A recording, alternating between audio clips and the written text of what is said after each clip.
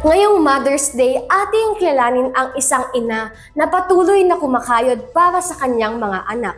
Umaga hanggang gabi, nagbebenta siya ng merienda sa bungad ng isang universidad dito sa Baguio.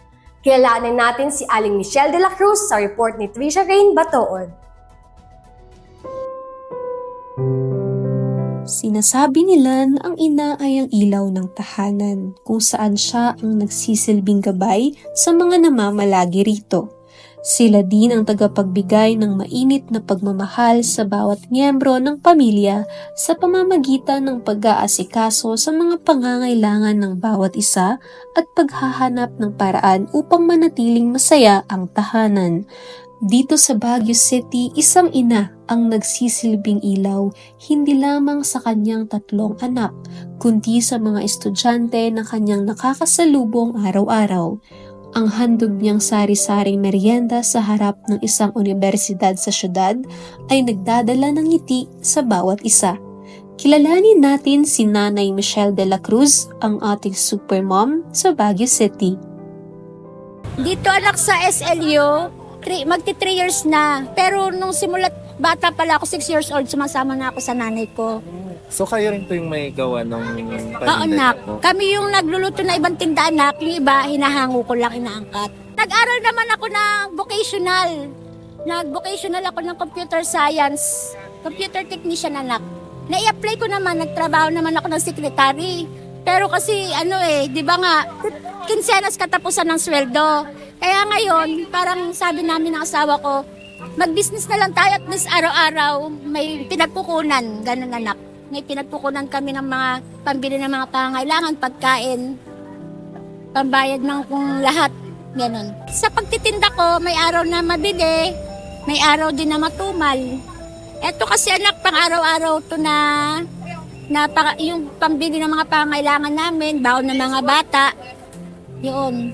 May konting natatabi, pero kasi umuupa kami ng bahay, kaya medyo yung kita ko, nahahati-hati din anak. Si Nanay Michelle ay may pinapaaral na 3 anak. Aniya, ang kanyang mga anak ang pinagkukunan niya ng lakas at inspirasyon na patuloy na kumayod at magpursigi. Go lang ng go. Kasi ang uunahin talaga natin, Panginoon, unang-una sa lahat. Yun. Kaya para, sabi nga nila, para more blessing, kailangan unahin ng Panginoon. Tapos yung pakikipagkapwa tao ko sa mga katulad yung mga estudyante, kailangan ganun.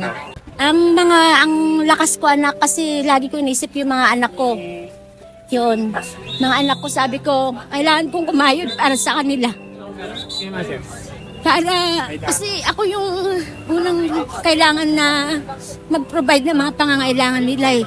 Kaya ang lakas ko rin mga anak ko, pamilya ko anak. Yun.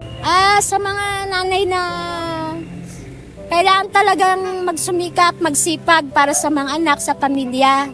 Kahit kuminsan nahihirapan na, ganon. Kailangan pa rin makipagtulungan lalo na sa asawa ko, ganon. Tulungan kami para sa ikabubuti ng buhay ng pamilya, ganun. Si Nanay Michelle ang isa sa mga nagpapaalala sa atin na ang mga ina ang ilaw ng tahanan.